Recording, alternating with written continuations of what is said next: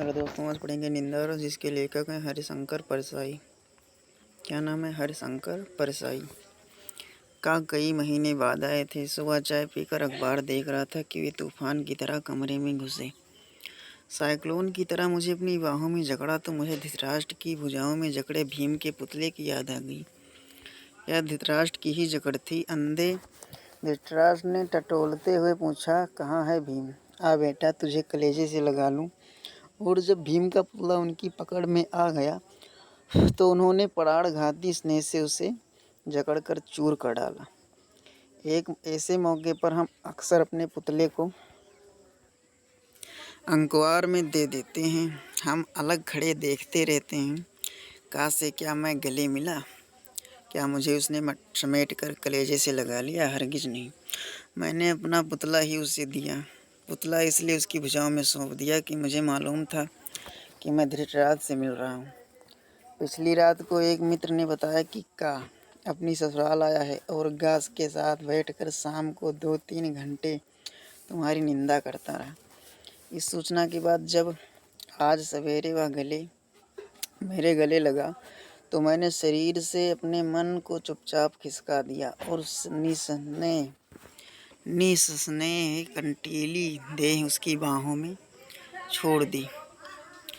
भावना के अगर कांटे होते तो उसे मालूम होता कि वह नागफनी को कलेजे से चिपटाए है। छल का धृतराष्ट्र जब आलिंगन करे तो पुतला ही आगे बढ़ाना चाहिए। वह मेरा दोस्त अभिनय में पूरा है। उसके आंसू भर नहीं आए। बाकी मिलन के हर्षोल्लास के सब चिन्ह प्रकट हो गए। वह गहरी आत्मीयता की जकड़, नैनों से छलकता वह असीम स्नेह और वह स्नेह सिक्त वाणी। बोला अभी सुबह की गाड़ी से उतरा और एकदम तुमसे मिलने चला आया। जैसे आत्मा का एक खंड दूसरे खंड से मिलने को आतुर रहता है। आते ही झूठ बोला कम वक्त। कल आया है या मुझे मेरा मित्र बता गया था। इस झूठ में कोई प्रयोजन शायद उसका न रहा हो। कुछ लोग बड़े निर्दोष मिथ्यावादी होते हैं। वे आदतन प्राकृत के वशीभूत झूठ बोलते हैं। उनके मुख से निष्प्रयास निष्प्रयोजन झूठ ही निकलता है। मेरे एक रिश्तेदार ऐसे हैं। वे अगर मुंबई जा रहे हैं और उनसे पूछे तो वे कहेंगे कलकत्ता जा रहा हूँ। ठीक बात उनके मुंह से निकल ही नहीं सकती। का भी बड़ा निर्दोष सहज स्वाभाविक मिथ्यावादी है। वह बैठा, कब आए, कैसे हो वगैरह के बाद उसने गा की निंदा आरंभ कर दी। मनुष्य के लिए जो भी कर्म जघन्य है वे सब गा पर आरोपित करके उसने ऐसे गाढ़े काले तारकोल से उसकी तस्वीर खींची कि मैं यह सोचकर कांप उठा कि ऐसी ही काली तस्वीर मेरी गा के सामने इसने कल शाम को खींची होगी। सुबह की बातचीत में गा प्रमुख विषय था। फिर तो जिस परिचित की बात निकल आती उसी को 4-6 वाक्यों में धराशायी करके वह बढ़ लेता। अद्भुत है मेरा यह मित्र। उसके पास दोषों का केटलाग है। मैंने सोचा कि जब वह हर परिचित की निंदा कर रहा है तो क्यों मैं लगे हाथों विरोधियों की गत इसके हाथों करा लूं। मैं अपने विरोधियों का नाम लेता गया और वह उन्हें निंदा की तलवार से काटता चला। जैसे लकड़ी चीरने की आरा मशीन के नीचे मजदूर लकड़ी का लट्ठा खिसकाता जाता है और वह चीरता जाता है, वैसे ही मैंने विरोधियों के नाम एक एक कर खिसकाए और वह उन्हें काटता गया। कैसा आनंद था। दुश्मनों को रण क्षेत्र में एक के बाद एक कटकर गिरते हुए देखकर योद्धा को ऐसा ही सुख होता होगा। मेरे मन में गत रात्रि के उस निंदक मित्र के प्रति मैल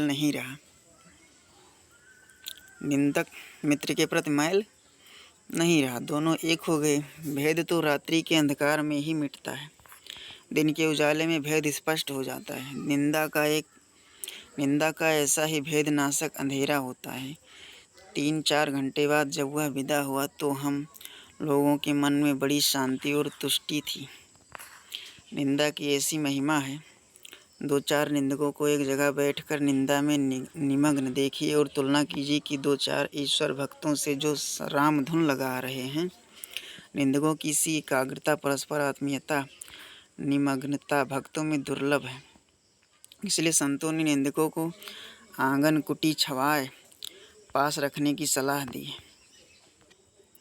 मशीनरी निंदक, कुछ मशीनरी निंदक मैंने देखे हैं। उनका किसी से वैर नहीं, द्वेष नहीं, वे किसी का बुरा नहीं सोचते, पर 24 घंटे वे निंदा कर्म में बहुत पवित्र भाव में लगे रहते हैं। उनकी नितांत निर्लिप्तता, निष्पक्षता इसी से मालूम होती है कि वे प्रसंग आने पर अपने आप की पगड़ी भी उसी आनंद से उछालते हैं जिस आनंद से अन्य लोग दुश्मन की निंदा इसके लिए टानिक होती है। ट्रेड यूनियन के इस जमाने में निंदकों के जग संघ बनाए गए हैं। संघ के सदस्य जहाँ तहाँ से खबर लाते हैं और अपने संघ के प्रधान को सौंपते हैं। यह कच्चा माल हुआ, अब प्रधान उसका पक्का माल बनाएगा और सब सदस्यों को बहुजन हिताय मुफ्त बांटने के लिए दे देगा।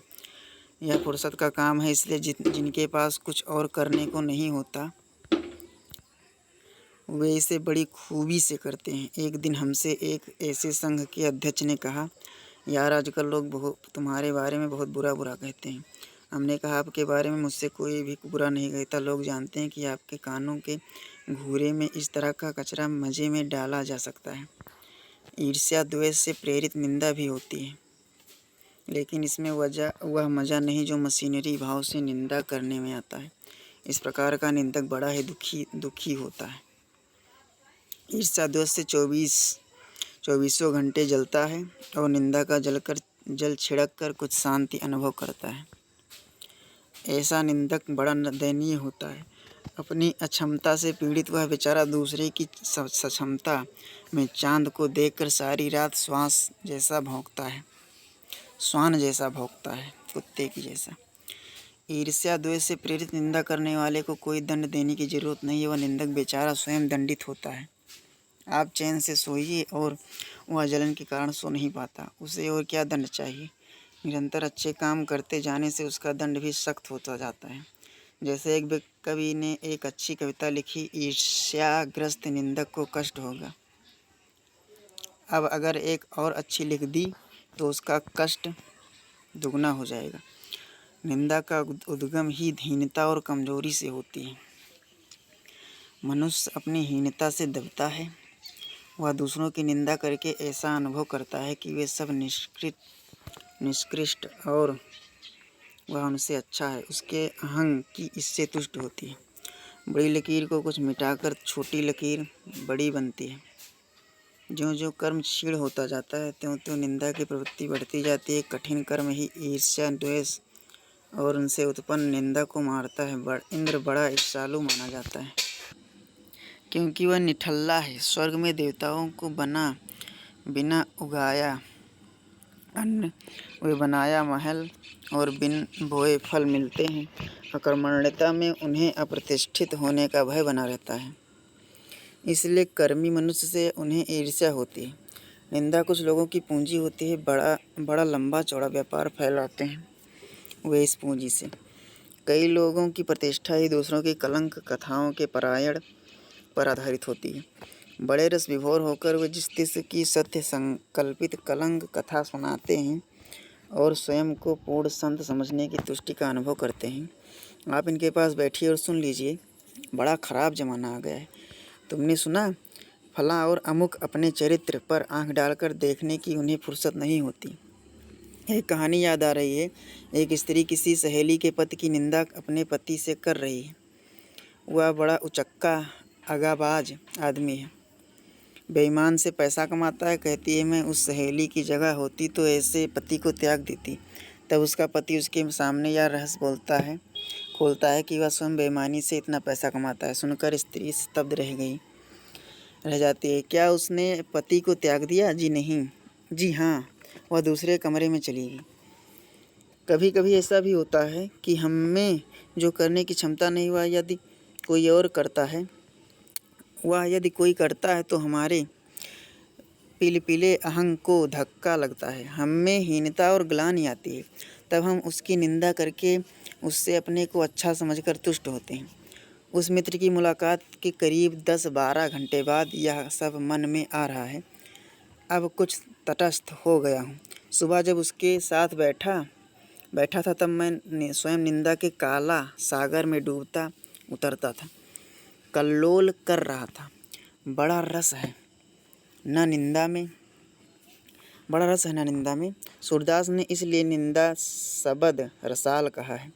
निंदा सबद रसाल हरिशंकर परसाई द्वारा लिखित है। निंदा शब्द रसाल मतलब निंदा रसाल से युक्त है।